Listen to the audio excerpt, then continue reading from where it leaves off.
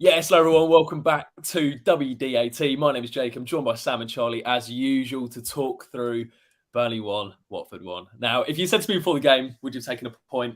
Would have taken absolutely snapped your hand off for a point. But the manner, and Charlie was there last night, there was probably a lot of heads just dropping as Burnley equalised towards the death. And it wasn't a goal that you would want to see on the replays anyway. I've watched it back and it was painful. But Sam, throw it over to you first, mate. How are you getting on? How are you feeling?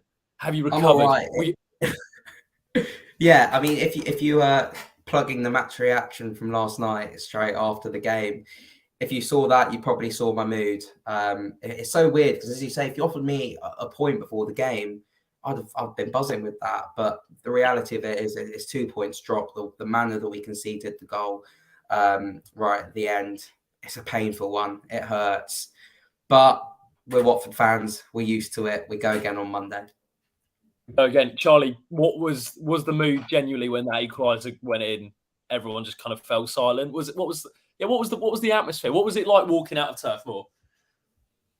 Yeah, it was a real sickener. There was a lot of chairs being punched. But the one thing when I was waiting and I hearing people come out, which I heard about 10, 11 times, I'd have taken a draw at the start of the game. Which is bang on. And it took me about 5 minutes to stop being gutted and kind of realise that it's a decent point. Like I said, we would have taken it before the game. And if you even look at our performance, I don't think we were amazing. They were far off it. So maybe it was an opportunity missed. But if you look at the game and how it went, they dominated really, and I thought we were in really good, fantastic shape throughout the game. I thought we missed a couple of opportunities to get in on them to make it 2-0. But second half, we just couldn't keep hold of the ball, and it was waves and wait. Well, maybe not waves, maybe like the Butlins kind of small waves coming in, but they eventually got it. And yeah, gutted, but we're proud. I think everyone was proud really of standing strong for that long. Yeah, for sure. It's an interesting one, isn't it, Sam? Because whilst I agree with Charlie in the sense that to last that long with a 1-goal lead against top of the league and easily the best team in the Championship this season's impressive. I've heard some people say that we maybe lacked a bit of ambition or we didn't control the game in the way that we would have liked to. What do you think of those sort of opinions that have been flying about? Because I've seen on Twitter that some people are saying, whilst it is a good point, did we really impose ourselves on the game? Did we really control it to any extent? Yeah, I think the argument is that the only thing Watford really created during the game came from a massive error from the Burnley goalkeeper, who interestingly got taken off at half time, which I thought was it was a move from company I've very rarely seen, if ever at all, in football. They're not saying anything about him being injured. I thought he picked up a knock. I saw him walking around a little bit gingerly in the first half, just in his area, but I'm not too sure. But it was if he wasn't taken off due to injury, then it was certainly interesting. I can see where people are coming from, particularly in the second half. We hardly left our half. There are certainly question marks next to Slaven Bilic's name, not in terms of his job, but yesterday I think he probably could have managed the game a bit better, particularly with the substitutions. But how I would have pushed back a bit against this, because I was thinking after the game, I think this could have been a Slaven Bilic masterclass if we got the 1-0 win out of there. If you're looking at our form coming into the game, we haven't played good teams and we've only drawn. And I thought the way he set up the team was fantastic, changing to a 4-3-3. Kansema was brilliant in the middle, closing down, blocking all the passing lines. How do you think he could? Is it just the substitutions? It's the substitution. I completely get taking João Pedro off. Obviously, still, I know it was the 87th minute, but maybe he was cramping up again, or I think he was also on a yellow card at that point. So I understand that. This is nothing against Christian Kabasele, but when he came on, we know he's a bit hit and miss, and can be a bit of a liability. I don't think he should be coming on in that situation. I thought. What do you think? Because I watched back the after Kabasele, I watched back all like 10 minutes to see what it was like. What did you think from watching it about the changes? Do you know what? I was surprised when Pedro came off, because I felt he was the only player that gave us that grip. I feel like Pedro's the only player who can take a bit of pressure off If I'm honest, I feel like he can drive us up the pitch. He can buy a bit of time. He's able to draw in fouls. I mean, there was one in the second half where he just got completely wiped out. And I was thinking, especially in that point of the game, I wouldn't have taken him off personally, but I'm not paid to do that. I understood the thinking from Bilic. I understood bringing on a defender at that point of the game to protect what we had. It didn't look like we were going to get a second, was it? So, like, realistically, you can understand why he went to bring on a defender. I just thought it was weird to take off Pedro for me, unless it was something to do with his cramp that he picked up in the last game or anything to do with that. I just felt he's the one player that you do think can just ease a bit of pressure off the back line in the midfield. He's able to pin people. He's able to glide past people. I don't know. That's a really good point. Yeah, and I was kind of thinking, let's bring on Loser, to someone we know who can put his foot on the ball and try and control it. And I thought that's just what we need, because he kept giving it away. Loser came on and he didn't really do that. And I was thinking, again, I'm thinking with our injuries, we're trying to get people minutes. I was like, we need Keenan Davis to stay on to hold the ball up, because Arouge is small and we just couldn't. And then I watched back Kabasele because there was a lot of noise. I was thinking, are people just being scapegoats? And I watched it back. They went to a back three. He made one good interception, didn't give many passes away. Leading up to the goal, Sarr gave a cheap pass away where he just gave it straight back to them. And then watching back the goal, like in granular to see who it was, I think Kabasele did miss the first contact. But after that, Porteous was standing still, Gasper was standing still, Kamara, I think it was. Everyone just right. You're definitely right with that. I do think Kabasele was a bit of a scapegoat last night, and I didn't mean to call him out there just now as an individual, because I think there were 5 or 6 players last night who I feel could have done better with the goal. Too much ball watching going on, just waiting for Burnley to tap it in. We were too static. I just feel that we know that certain players, we've got better players than that. Personally, what I would have done, I would have tried to pack out the midfield even more. I think Porteous and Porteous and Hoot were doing just fine in a back two. I think Burnley were having a lot of possession sort of in the middle third of the pitch, trying to get it long into our box or try and create chances, get it out wide. I'd have put another man in the middle to try and block that out. Obviously, hindsight's a wonderful thing. And as you said, Jake, before, I'm not paid to make these decisions. It's just what I would have done. It felt there was a couple that felt a little bit odd at the time, just watching from home. Just to run you through the changes if you didn't know already. So 68th minute, we brought on Arouge for Ken Sema and Mateus Martins for Davis. Then a little bit further on at 76, Loser came on for Kone. And then Pedro obviously picked up the yellow on the 85th minute, and then he came off 2 minutes later for Kabasele. Whether that yellow card actually impacted Slavan's thinking to protect him, unless he thought he might have got another booking, because I don't know what it was like in the ground, Charlie, but certainly watching from home, it did feel like it felt like a game where I was surprised there wasn't a red for just 2 petulant yellows at some point. I mean, you look back at the Hoot Barnes incident in the box, which doesn't cover Barnes in particular glory, to be honest with you. It was really, really just petty stuff, and Burnley were going for that all night, to be completely honest. But looking at some of the comments, and I'll throw this one over to you, Charlie, taking Davis off for Arouge, from New Orleans, by the way, taking Davis off for Arouge, we were when all we were doing was going along, then taking off João, we lost any tiny bit of control we had, on top of changing shape when we were comfortable, asking for trouble. Yeah, I think the comment, and when Sam was talking about Kabasele, and I think it's a mentality thing. When you get another defender, it's like you're inviting pressure on. So I don't know who else was on the bench, but I definitely agree with maybe a midfielder, if we had another one, would have been the better option. When I looked at Kabasele individually, I don't think he was at full for the equaliser. Well, it's a great point, actually, Charlie. There wasn't another central midfielder on the bench. It was Loser, Arouge, Ben Hamer, Kabasele, Assembalonga, Martins, and James Morris. So he didn't actually have the option to bring on another central midfielder, which then you could then go back and go, well, why did we get a central midfielder in January? Let the list. I mean, the discussion could go on forever, but if only we had Tom Cleverley, or I'm going to put it out there, someone like Dan Gosling to come on, just put a shift in. Yeah, I honestly think someone like that.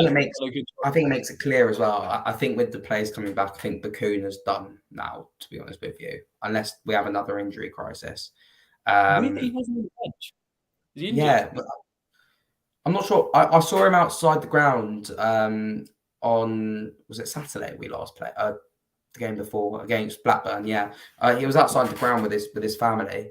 So he's still at the game, which was good to see. It was really interesting as well after Bilic's comments that Sprilla didn't make the bench. I found that interesting as well. I think, perhaps Burnley's physicality wouldn't have suited Sprilla, but I think maybe his the pace and energy he could have brought, I think, could have helped us as well. Interesting one. Sorry, Jacob. Just on Bacuna, one thing as well I noticed, which I thought might be worth mentioning, the club put out like some behind-the-scenes footage of all the players coming out before Blackburn. He was actually at the door in the changing room, kind of high-fiving each and every one of them, kind of words of encouragement. So just little bits like that. He's coming to the club. He tried his best. Obviously now he knows he's probably not going to get a look in, but at least his heart's in the right place, if that makes it. If that anyone can about that, but I just thought that was worth mentioning. Yeah, for sure. And just having a look at some of the comment section just on last night, I think Laura hits the nail on the head here. Their goal was a combined error. Wrong to blame one individual. I completely agree. I think there's definitely a tendency straight after the game to blame it on one person. I don't think that was fair yesterday at all. Robbie, as I mentioned before, no one at the back post. Word on Daniel Batman. I'll throw this one over to you, Charlie, at the game yesterday. Ian, I mean, I watched your guys' live stream, and I think he could have done better for the Blackburn goal last week. Yesterday, Ian goes, Batman's distribution last night was terrible, especially the kicking. Just from your point of view, Charlie, did it feel like he was inviting pressure on to that back line, particularly when we didn't have a lot of the ball? Yeah, I watched the highlights again today. I think he made one really good save against Teller, didn't he? Which was point blank. That was a really good save. Other than that, it was only shots from distance, which you expect to save. But I think the area that he would look to improve on is that distribution. There was just, I think I can remember 3 or 4 times when it's kind of aimlessly gone upfield, not even towards Davies or anyone else, and you're just giving possession back again. And it's just like, do you know, we're not in the best form it is. We've got 2 new centre backs coming back. We need to just try and retain possession and giving it straight back to them. So I think that's one area which hopefully Dan can improve on. He also does this thing as well. Sorry about that, Jacob. He'd either rush his distribution or he'll take too long over it. So when we've got an opportunity to counter-attack, he'll hold on to the ball. He'll come out and catch a corner, hold it for 5-6 seconds, wait for the other team to get back in shape. Whereas yesterday, there was a time where he came out and caught a cross or something like that. And he just threw it straight back out to Kamara and invited the pressure even more. And whereas he probably should have held the ball and waited for us to get back in shape. So I think it's his timing of his distribution as well, which is a problem. Yeah, it's a really weird one, because I do agree with you, Sam, because when I'm just watching the games at the Vic this season, there'll be an error and then he'll start like screaming at people that they're not going down the pitch, and then it will either just be a really floaty ball. It won't be like one of those that like fizz through. But then there's other times, you say, Sam, where it's like it's not reading the room. It's like, read the game. Like, we need to slow it down. We've got so much pressure on ourselves. I mean, we only had 31% possession last night. I'm not saying that's why we lost the game, but it's just like a bit of game management. I just think you look at the team at the minute, personally, and I know I wasn't on the last stream, but I think the Blackburn game and a little bit of this game as well, a little bit of nous, just a little bit of game management. I genuinely feel yesterday, Charlie, like we should have won that game. We should have seen that game out. In that, sorry, Sam, you were going to say something there, man. Yeah, I just don't think we were cute enough towards the end, particularly. There wasn't really a big effort to keep the ball in the corner towards the end, to keep hold of the ball, just hoofing it long. I'd love it. It's so annoying when it happens against you, but something that Ben Foster did well, when you're 1-0 up with a couple of minutes to go and you get the ball, go down with it. Take a yellow card for time wasting or whatever. I actually think Blackburn might be on 4 yellow cards now, so I think if he gets another one, he's suspended. So probably best not do that. But you get the idea, though. I think we just need to be a bit clever. Other teams have done it when they come to Vicarage Road. I look at Millwall, Blackburn, when they come to us, Blackburn as well. They're just, sorry for my language, they're just shithousing it, and we need to do a bit more of that, I think. Well, but then Charlie post-match was like, Slaven Bilic's shithousery. Orns almost got there. Yeah, I think I was had in my head, this is what I'm tweeting the minute if we win, and I was just like, I can't change it now. But just before I talk about the shithousery, one thing I think Backman's better at. He must be watching Aurelio Gomez, but I think he's better at throwing with his arms. He's got some good distance to get it out. And another thing, which obviously I was sitting next to your dad's type, and he's really playing out from the back. And against Burnley, and they were obviously, they're always moaning, just hoof it. But actually, we've got defenders now who can play. And if they're press resistant enough, we can work past them. And I think that is actually, I'm sure from João Pedro's goal, we got past their first pressure from playing out the back. Porteous played that ball and it came through the goal. So that was the first time I think I've seen in a while, maybe a sense of patterns that we're trying to work out the back, and we've got players who can do it. So that was encouraging. On the shithousery, I actually felt for the first time in ages that we brought a bit of shithhouse into the game and we were winding them up. Obviously, I couldn't see, and there was melees with Ashley Barnes and people like that. But I just thought Porteous, who even when we were trying to wind the clock down, we were playing the game, and I thought we showed signs. Even João was so good being a captain at his age, like running to the ref and stuff like that. And I felt like we were a bit stronger than we normally are. And I felt like we were bringing that, which you want to see. And I think Ryan Porteous has played a big part in that. 100%. I honestly do. I completely agree with you. It was one of the games in a while that you felt that we did have it, but we're still like, I felt when you look at other teams over the years, they're maybe just missing a couple more.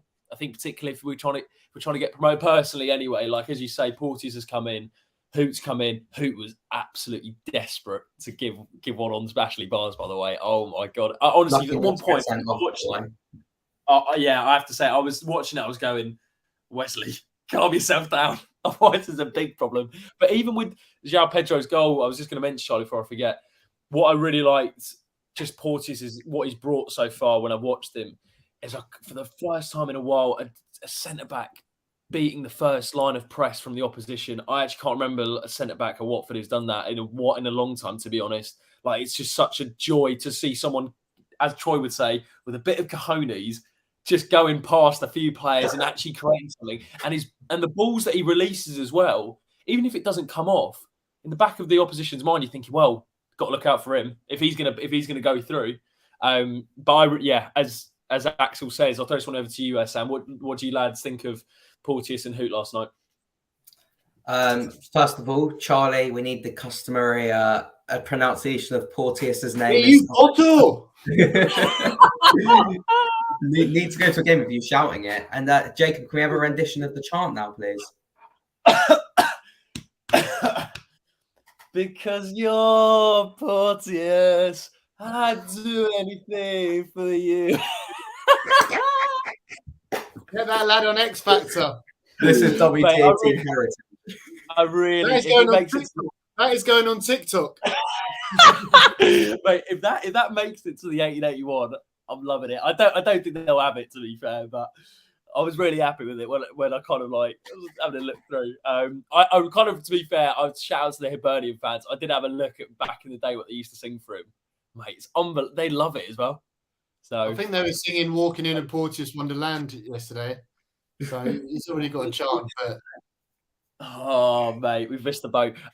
Sam, go on, mate. What did you think of these lads last night? Exceptional. I know it's only been 2 games, but it looks like it's got the making of being our best centre-back pairing in a long time. I can't remember sort of having this much confidence in a centre-back pairing in a while. Let us know in the comments if you can think of anyone who you've sort of had as much faith in over the last 5-10 years. I just think Porteous jumps for every single header like it's going to be his last. Who is calm and composed on the ball, and also, you know, he's up for challenges and putting his neck on the line for the team. They're both composed. They suit each other really well, and I absolutely love both of them already. And I'm hoping, because as I say, it's early days. It's 2 games in. Let's hope that they can keep this up, because if they do, we've got a great chance going into the rest of the season if we can sort everything else out as well. For sure, we'll get onto the player ratings. We've got a big fucking Dutchman. That's what I was thinking. It was also amazing if you watch the highlights back from the Blackburn game, being in the stands. Jacob, I'm sure you picked up on this as well. When he scored, the whole stadium just goes hoot, which was amazing as well. Unreal. Oh, and also, shout out to Tim Coombs on the mic. Really, even when he announced the announcer for the first one, like Wesley Hoot, I was like, absolutely top draw. We'll get on to the player ratings in a bit. One man I wanted to give a shout out to, and there's a few mentions in the comment section. Jim here saying Gaspard did well last night. He had no help. Laura also said thought Gaspard did much better last night. I'm going to have to apologise to Mario Gaspar because I was very quick to not think he was up to the level. And what I would say is, and I'll raise my hands up and say, the midfield cameo stint, whatever you want to call it, has definitely improved his confidence. I think it's made him battle hardened in the Championship. I think it's actually made him realise the expectations of the Championship. And actually, he's becoming really sort of, I don't know. I think he's just becoming quite clever. He's quite wise to the Championship now. Like even his positioning, he knows his limitations. He knows what he can offer. I have to say, I really like Gaspar because it's very rare that you have someone who, let's be honest, in my opinion, started really poorly. I don't think he was suited the way Rob wanted to play. And actually, he's been played out of position, turned up pretty well. And since he's come back, I've been impressed with him. So, Charlie, for you, I hold my hands up for writing Gaspar off too early. But what did you make of him just over the last couple of games? Yeah, like yesterday he done well. He was up against Zakori, who's one of Burnley's most deadly players, and to be fair, didn't get much change out of him. I thought it suited him yesterday, the fact we did a lot of defending, and I thought he defended pretty well. And I think he's becoming a valuable member of the squad. I just think going forward, kind of when we're in possession attacking, he doesn't bring as much as your Kiko's, hopefully Ferreira, stuff like that. So massive improvement, like you said, and he's doing a job, and he played really well yesterday. But I do think if we want to go up, we need more attacking ability from a right back. So, yeah, Mario, you're doing well. Keep it up, man. Decent players. These players go off the bench, isn't he? Yeah, I think as well. I think his experience is really valuable. It's just the pace, which is a real limitation to his game, particularly going forward.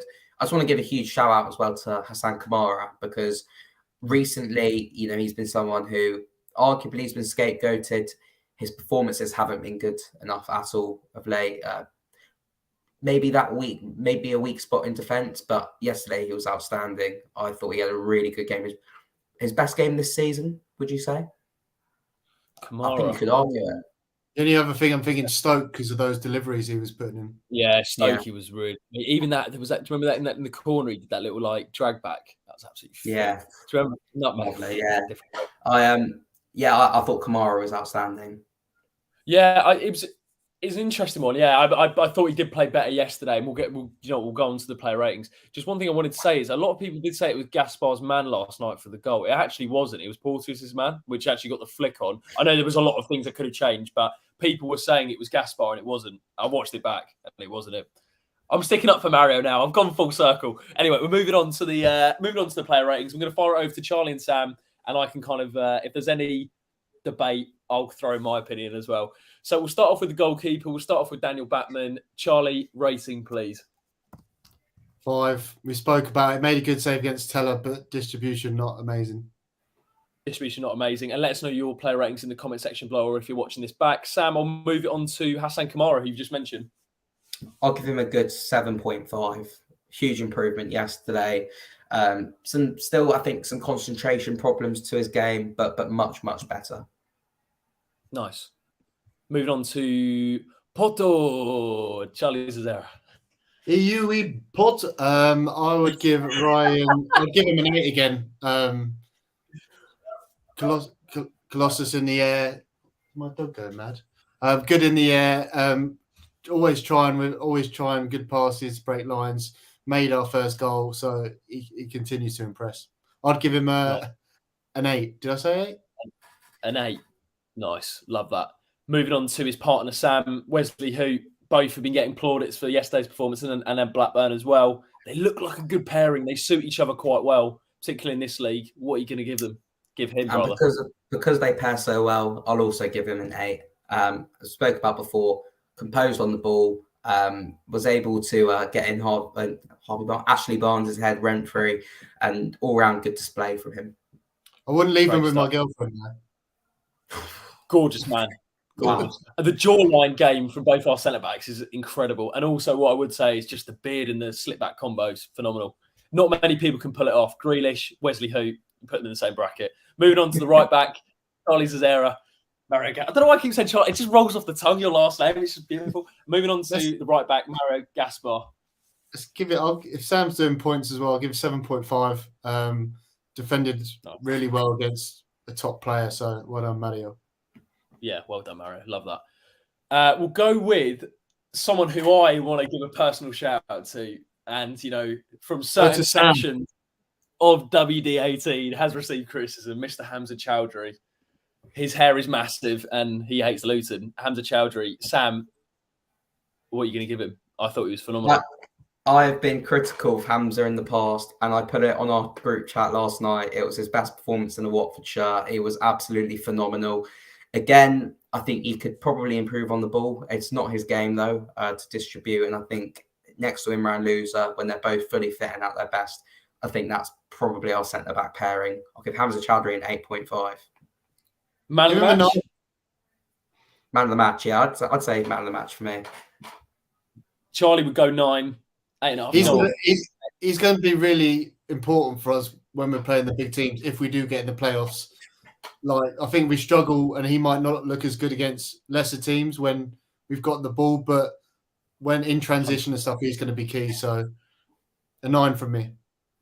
Remember, Adam Leventhal on The Athletic said that Watford do have an option to buy Hamza Chowdhury at the end of the season for a fee in the region of £6 million. And judging by yesterday's performance, if we did get promoted, I think it would, and I know I said this last time about whether you would keep him or not. For me, against teams where, as you say, Charlie, you don't have a lot of the ball, you need that combative midfielder who gets stuck in, will work his absolute socks off, and has that defensive ability. I think Chowdhury's so good in games like yesterday when you don't have a lot of the ball. I do agree when we rely on him when we have to play with the ball. He's not the type of player who's a creative, dynamic player in that respect, but off the ball when you haven't got a lot of it. And last night, I actually think it was his best performance since the Burnley game at the start of the season, actually, in terms of both times. I thought it was great. Sorry, Sam, you were going to say something there? No, I was going to say, actually, best performance since the Burnley game last time as well. But I was critical of Chowdhury. I hold my hands up to it a bit, like, we said with Gaspar earlier in the video, but he's really growing on me now, particularly because I think we're playing to his strengths a lot more. Top man. Ishmael Kone, Charlie. Kone, no, ole, ole, ole, ole, Kone. I thought it was brilliant. I don't know what you guys thought watching on TV, but really dynamic. He was breaking up play, beat his men a couple of times. 7.5. Was there anything you didn't do too well? I don't know if I'm looking through Canadian tinted glass. The midfielders, particularly when we didn't have a lot of the ball in the way we were set up. Do you know what I mean? I don't think it was a game where, particularly with Kone, with his technical ability, that it's going to shine through in a game like yesterday. But I thought it was a tackle in the second half. Do you remember? Oh, there was one. It was absolutely top draw, and I was like, oh, I love that. So 7.5 for Kone. Sam, I'll give you Ken Sema. Well, he wasn't meant to start the game, but he got the assist for the goal. And you'd have to wonder, Tom Cleverley wouldn't be in that situation in the first place, because I reckon it would have been probably Jab Pedro out wide, Kone further forward, and Cleverley a bit deeper, or something along those lines. But he got the assist. He worked incredibly hard. I just think we look so much better with Ken Sema in the side. When he's fully fit, he's an instant starter for me. I'll give him a 7.5. 7.5, love that. Moving on to... considering he's like a left winger, like the way he can just slot into a three-man midfield and positionally, I didn't really see him get caught out. And like I said, that quality in the final third to pick out Zhao was brilliant. Underrated player, isn't he, Ken? Maybe underrated in the sense that I think maybe his versatility, but I think people appreciate what he brings to the squad, particularly in the Championship team. Charlie, I'll give you the captain of the night, João Pedro, and goal scorer for Watford. Yeah, I thought João was good, very good. I'd probably give him 7.5 just because I know his levels and he could probably do more. You think that's hard? Anyway, he was playing as on the left, wasn't he, of a free, so a bit different from what he's used to. I thought he was good against the ball, closing it down. Couple of bits of good stuff when he had the ball, beating his man. I just think if we're dominating a game, we'd have saw a lot better. But I just think it shows what an amazing player, the fact that he can roll his sleeves up and do the dirty work and still look like one of the best players on the pitch. Having the captain's armband, telling everyone what to do all the time, acting like a leader already. And then, getting that goal, being in the position. So I'm saying 7.5. Sam does not look happy with that. 8.5 I'd give him. So we can compromise on 8, I think. Would you say that's fair? Let's go with 8 for João. We'll compromise on 8. I think we look so good. He is going right to the top, isn't he? I feel like Harry Redknapp in that video with Frank Lampard. He is going right to the very top. These days, that's what you got to ask yourself. But that was a lovely bit of skill from him in the first half. He sort of like chopped it behind him and had a shot which went just over the bar. Just an incredible player. Love João. Leader. Give him the armband. Love that. It seems like he does thrive in that role, to be fair. Last 2 players in the starting lineup. Ismaila Sarr, Sam. 5. Really poor. Gave the ball away too much. To be fair, I'll bump up to a 6 actually because he came back and helped defend a lot of the time as well. But way too wasteful on the ball. Didn't utilise his pace. Not good enough and expect more. Keenan Davis, Charlie? Probably a 6. If Sam's giving Sarr a 6, probably a 6. Obviously played a key part in the goal. Obviously with the run, it's just we're not utilising him the best we can. He didn't get many balls into him. I don't think it's one of his best games. I don't think he was poor every time he had it, but I reckon we got it in good areas to him a handful of times, which we need to be feeding him, running at defenders 8-9 times in a game to really see the real Keenan Davis. Agreed. One comment before we get onto the subs quickly is from Tony Miller. Shout out to you, Tony, Burnley fan. Well played last night, lads. Had we worried at times, but a draw was a fair result in the end. Up the Clarets. Nice one, Tony. Appreciate you watching. And if you are watching, please do leave a like and subscribe to WD18 and check us out on socials. Might as well get it in now. We just started our TikTok. Unbelievable. Scenes. We did start. So we started one ages ago and we were like, we didn't know what to post, but the GOAT himself, Charlie Zazzera, has come on board and taught us all the things we need to know about TikTok. So look, we're ready to go. First video's up. We've got a match day vlog from Charlie, who was at last night's game, with his thoughts and feelings as the game went on. So make sure you go and check out that out. And we'll put it out on Insta and Twitter as well, just so you guys can get involved. But yeah, make sure you do go and give us a follow. It's the same as all of our at WD18 fans. And yeah, get involved. Love that. Moving on to the bench, Sam. Do you know what? It's quite difficult with some of these. Do you know what? Better to throw over to you. What players do you think deserve the rating from last night? Because it was 4 subs: Aluza, Arouge, Kabasele, Martins. Arouge, 6 as well. It was a difficult game for him to get into. And I think we missed Davis's physicality. Even though, as you say, Charlie, I don't think Davis was at his best last night. I think we probably could have done with him just to hold the ball up and use his strength. The others are quite difficult to judge, though, aren't they? Martins didn't really get into the game. I actually thought Martins did okay. I thought he brought a bit of energy. He was quite good closing people down. A couple of times he was trying to take it in the corner. There was one time when he was a bit too soft on the ball when they won it back, and I wanted him to be stronger and drive on, but I actually thought he was a decent sub just because of the youthful energy that he can to keep trying to stop them play. So I thought Martins was okay. Do you know what? I have to say, at the time when Arouge and Martins came on, I wasn't sure about the subs. I have to say, I was not sure how it was going to pan out. And I think we didn't get away with it as of such. But I don't know, it just didn't feel right at the time, like the subs. But actually, as you say, I thought Martins held his own. Arouge was the weird one for me because I felt that in the sort of game where you need someone to hold the ball up, to bring on a striker who likes to run in behind, unless they were looking just to ping it over the top. Question for you then. Question, Jacob. Would you have bought on a Sombalonga instead of a Rouge? Probably not. I probably just kept Davis on, to be honest. It must just be with his minutes. I always fitness, but I don't. Yeah, Sombalonga, I'm not sure. I think it's a bit of a risk just because we still don't know if he's again fully fit. And there was still what 20 minutes to go when those guys came in, wasn't it? It was like 68 minutes. Yeah. So I think it would have been. I think it would have been an ask. Put it that way. I would have kept Davis on myself, but Lou Orn says the average position with Davis and Arouge is telling. Davis was 10 yards in their half. Arouge was 10 yards in our half. So I think that says all you need to know.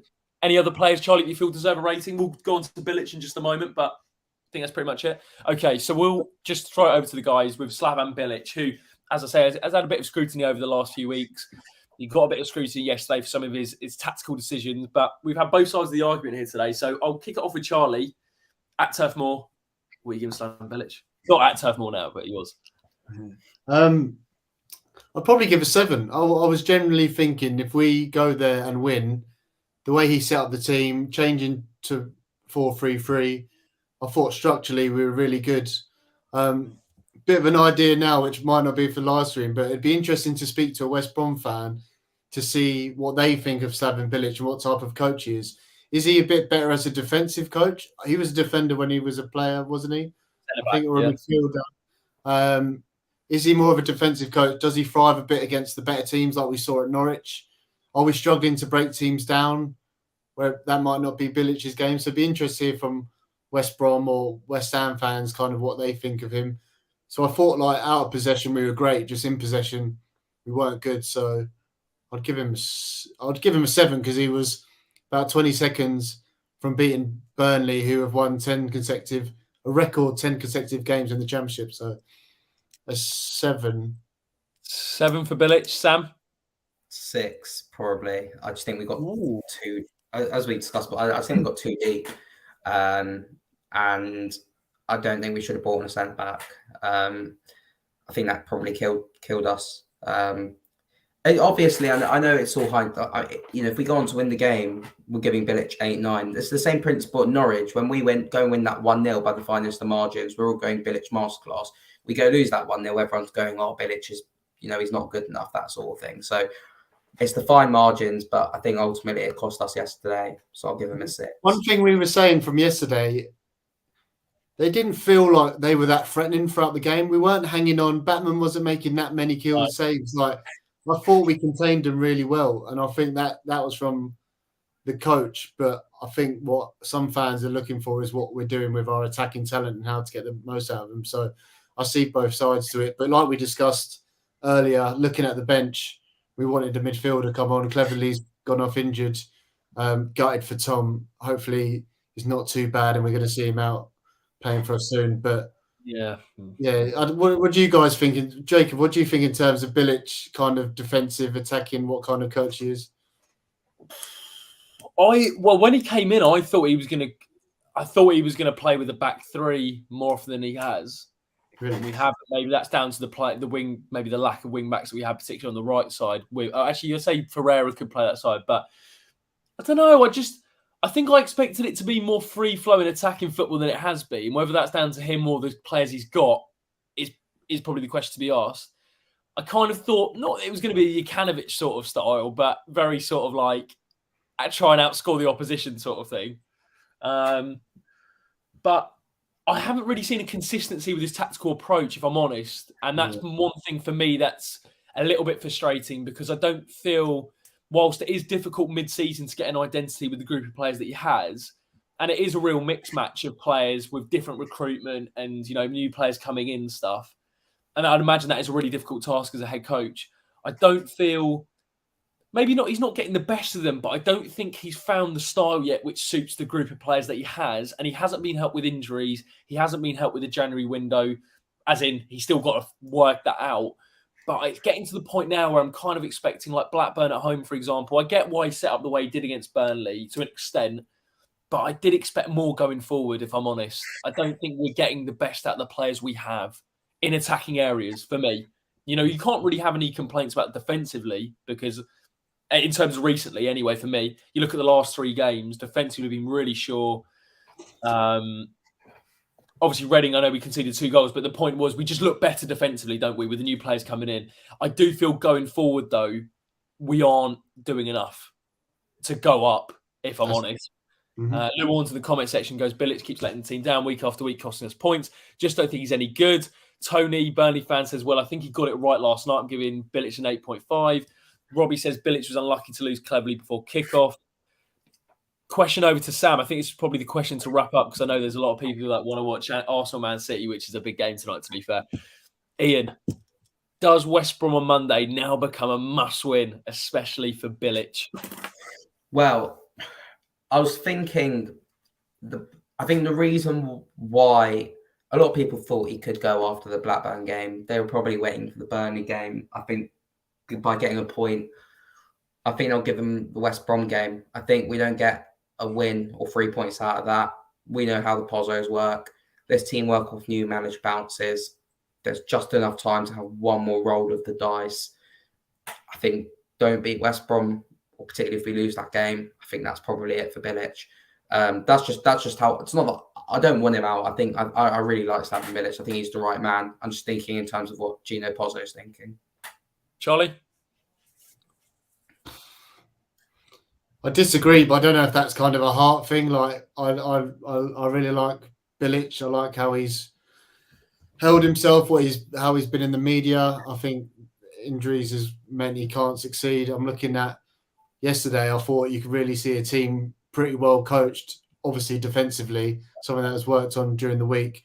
Same against Norwich, where we were proper backs up against a decent team.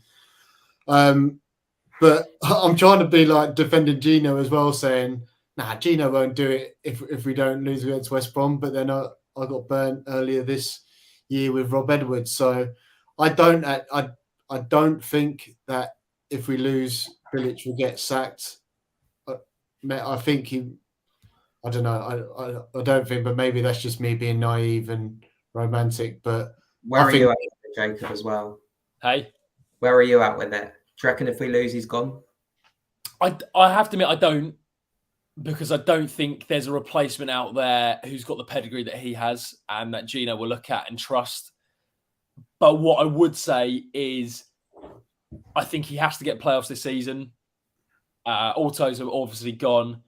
What I would say, Sam, is I do think when you look at Bilic, you think of managers who are out of a job or who are available that you'd want in a playoff situation. I think Bilic would be right up there.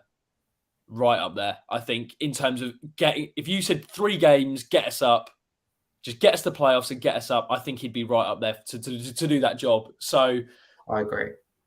I think Gino, if I'm reading his mind, I think he's thinking, you know what, it's not worth pulling the trigger because we can just stumble over the line to the playoffs, do it the way he needs to do it. Because as I say, we haven't really shown an identity or a style of play that you'd go, that's Bilic's ball, or that, you know, there was a whole Edwards ball and this is Bilic's ball. It does feel, though, the best performances or the biggest wins we've had under Bilic has been when we've adapted to the opposition style, when we tried to nullify them. The one for me that stands out as the best tactical display this season is Norwich away with the team he had to execute that game plan was incredible. Hats off to him. But the games where we've had to impose our own style on another opposition has been poor. So I actually think if you get into a playoff situation in a 1 game sort of at Wembley, I would back us because I think he would set out a game plan which would do the job. But I'm just looking at thinking of that. Absolutely rubbish. But I do feel that if you... I like it. It would be very Pozzo, wouldn't it, to sack Bilic now, get a manager in to get us into the playoffs, sack that manager and bring Bilic back for the playoffs. So Laura says, just to wrap up, who would you bring in, Sam? I couldn't tell you. I don't want Bilic out. I want him to stay. I'm 100%. As someone said, I'm 100% behind him. I was saying what I think Gino will be thinking. Right. Yeah, that's how I'm feeling. Another comment, want Bilic to stay. Don't think he will get the sack even with a loss. Ian, if Bilic is replaced, one crumb of comfort, Warnock already has a new job. Lou Warnes, give me Ralph Hasenhüttl.